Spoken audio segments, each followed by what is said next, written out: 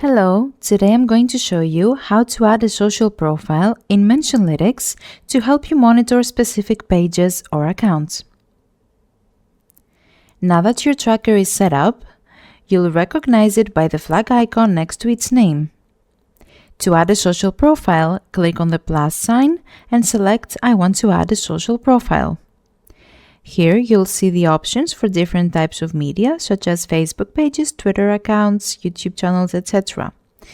Let's say you want to add a Twitter account. Simply paste the URL of the Twitter account into the field provided. Once you've added the URL, click Update.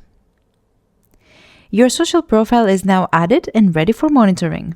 A quick note: for platforms like Instagram, Facebook, and LinkedIn, you'll need to provide authorization to link the account successfully.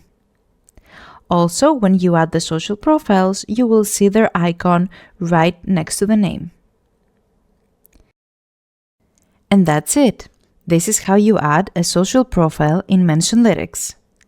Thank you so much for watching, and stay tuned for more tips on using Mentionlytics effectively.